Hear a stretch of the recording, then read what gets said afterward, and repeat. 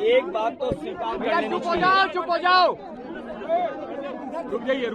एक बात तो देश की जनता जान गई है, एक बात तो देश की जनता को समझ में आ गई है कि जो सरकार नीट की परीक्षा को भी नहीं करा सकती है, और उसी सरकार की फोर्स का नाकाम होना कि इतनी बड़ी संख्या में युवा छात्र नौजवान आए, उनके साथ जो व्यवहार हुआ है, उनके सरों पे लाठी मारी है, उनके हाथ पैरों में चोट आई है, कईयों की हड्डियां टूटी हैं, कई लोग एडमिट हुए हैं, जो हमारी बहनें हैं, बेटियां हैं, लड़कियां हैं, उनके कपड़े फाड़ दिए, और जितना पुलिस अन्याय कर सकती थी किया उन्होंने।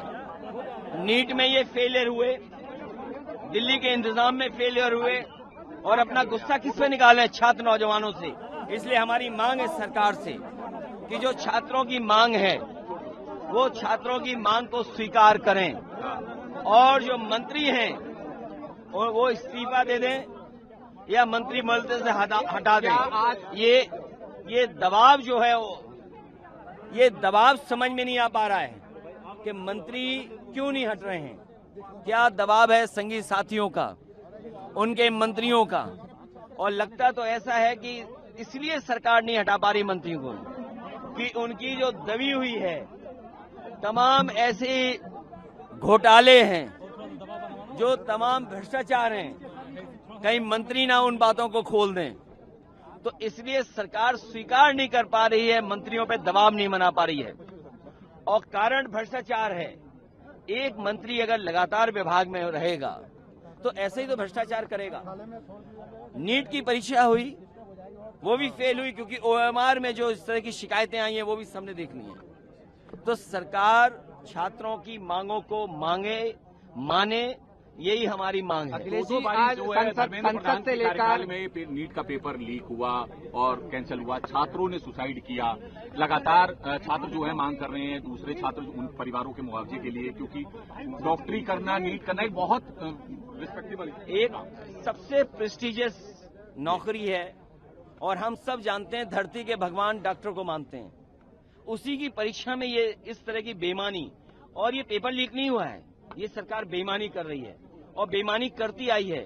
मैं आपको याद दिलाना चाहता हूं, यूपी में एक समय पर जब भारतीय जनता पार्टी की सरकार बनी, वो अपने मन चाहे लोगों को एडमिशन दिलाना चाहते थे, और उसका परिणाम ये हुआ कि एक सत्र 0 हो गया। तो जो नीट में बेईमानी करना चाहते थे, जो पेपर लीक हुआ करने वाले, सब बीजेपी से संबंध रखने वाले लोग हैं। तो आखिरकार सरकार घबरा क्यों रही है? इसीलिए सरकार दबाव मंत्रियों पर नहीं बना पा रही है कि अगर मंत्रियों पे दबाव बना तो कहीं दबी खुची जो उनकी और है जानकारी वो बाहर ना आ जाए। अखिलेश जी, सबसे बड़ी बात यह है कि संसद में नहीं सुना जा रहा, संसद में नहीं सुना जा रहा, सड़क में नहीं सुना जा रहा। आज PM आवास भी देख लिया, वहाँ पे भी बैठे रहे, वहाँ से अब छत्रसाल स्टेडियम आ गए। ये सरकार की जिम्मेदारी बनती है, सरकार की जिम्मेदारी ये बनती है कि जो घटना है उस पर अपना स्टेटमेंट दें, और जो बच्चों की जान गई है उनके लिए श्रद्धांजलि नहीं दे पाए। जब हमने सांसदों को, जो हमारे परंपरा रही है लोकसभा की, कि अगर कोई बड़ी घटना हुई है तो हम श्रद्धांजलि देते हैं। आप सोचिए कितनी भेदभाव रखने वाली सरकार है कि बच्चों की जान जाने पर भी जिन्होंने आत्महत्या की उनको श्रद्धांजलि नहीं दे रही है सरकार। तो पहले दिन से सरकार स्वीकार नहीं कर रही है चीजों को, और उसी का परिणाम है कि आज सदन में जब हम मांग करते हैं कि हम बहस चाहते हैं, सरकार का स्टेटमेंट आए, सरकार बताए कि घटना क्या हुई, तो सरकार पीछे क्यों हट रही है? प्रधानमंत्री ने आज NDA की बैठक में भी कहा कि कुछ बुरा नहीं होने देंगे छात्रों को। उन्होंने मंगल में अमंगल किया है, सबसे बुरा छात्रों के साथ हुआ है। कभी आपने सोचा है कि इतने बच्चों ने आत्महत्या कर ली हो, और जो बच्चे पहले पास हो गए थे वो दूसरी परीक्षा में क्या पास हुए कि नहीं हुए? ये निराशा किसने दी है? ये दुर्भाग्यपूर्ण व्यवहार किसकी वजह से हुआ है? ये निराशा किसने पैदा की है? छात्र युवाओं के अंदर निराशा पैदा करने का काम उन्हीं ने किया जो कहते थे सबका साथ सबका विकास। क्या CPM या जो नीट देने वाले बच्चे उनके परिवार के नहीं हैं क्या? और जिस तरह आम युवा नौजवान निकल करके आए, मैं बधाई देना चाहता हूं।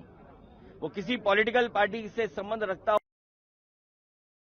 युवाओं के अंदर गुस्सा था और निराशा की वजह से वो गुस्सा है। कल हिंसा हुई, उसको लेकर क्या कहेंगे? हिंसा के अगर दोषी है तो सरकार दोषी है। सर ये बताइए, इस्तीफा क्यों नहीं हो रहा है और आज पीएम आवास का मकसद क्या था कि पीएम आवास पे क्या वहां सुन लेंगे? मैं कितनी बार समझाऊं आपको, जैसे चैनलों में चलता है, जैसे दाना वैसे गाना।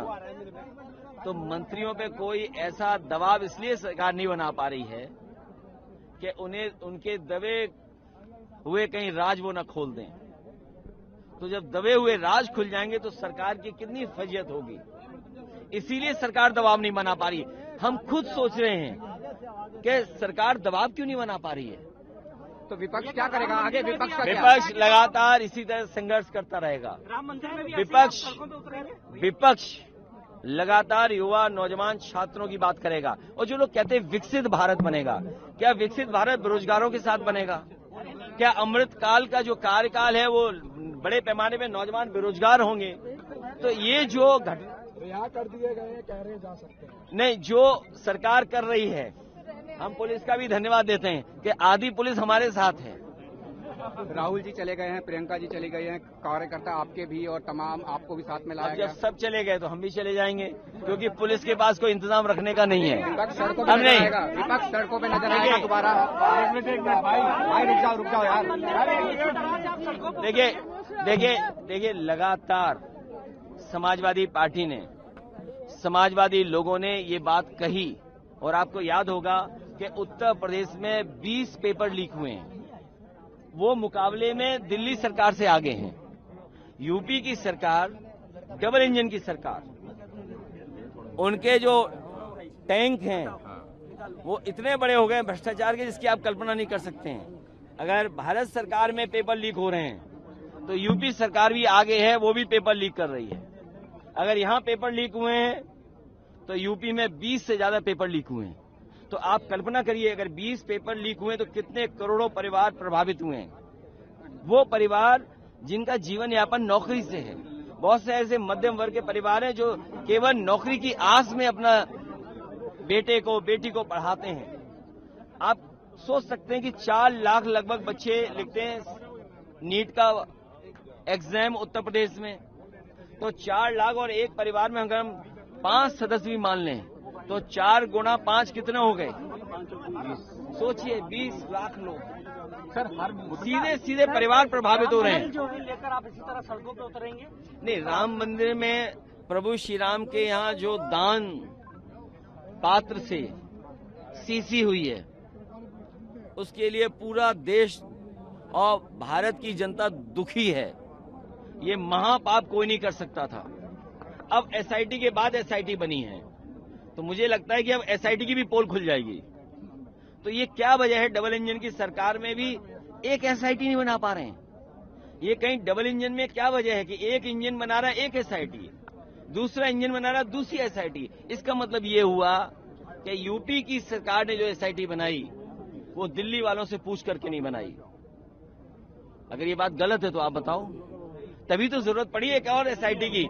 अगर यूपी की एसआईटी ने कुछ खुलासा किया है तो हो सकता है दिल्ली की एसआईटी भी कोई बड़ा खुलासा करे। बहुत लंबा चलेगा। कांग्रेस और समाजवादी पार्टी किसी मुद्दे पर एक साथ खड़ी रहती है, क्या इस मुद्दे पर ही आगे रहेगी या फिर और मुद्दों पर भी जो है? सर संसद सत्र भी लंबा चलने वाला है, क्या ये नीट का मुद्दा आगे भी चलेगा? ये नई पीढ़ी युवा छात्रों के साथ हर दल है, उनकी समस्या का समाधान हो। जब देश इतना बड़ा हो रहा है और विकसित भारत का सपना दिखा रहे हो तो क्या इतने बड़े पैमाने पे बेरोजगार हो जाएंगे? अगर बेरोजगारी बढ़ रही है, महंगाई बढ़ रही है, तो इसका मतलब निवेश नहीं आ रहा है। आप दुनिया में किस देश से तुलना करना चाहते हैं? आप प्रति व्यक्ति आय क्या समझते हो? किसान अभी और परेशान होगा क्योंकि खाद नहीं है उसके पास और डीएपी नहीं है। जो सरकार किसान को खाद न दे पाए और फिर यहाँ तो किसान अपनी खेती बटाई पे देता है। आप सोचिए, जो किसान बटाई पे ले लेगा खेती, उसको खाद और डीएपी कौन देगा? अच्छा, खाद और डीएपी कौन देगा? तो जो खाद नहीं दे पा रहे हैं, डीएपी नहीं दे पा रहे हैं, तो जो बोरी में चोरी कर रहे हैं, उनसे क्या उम्मीद करोगे आप? मैं अपने प्रेस के साथियों का भी धन्यवाद देता हूँ धन्यवाद। कि हम लोगों के साथ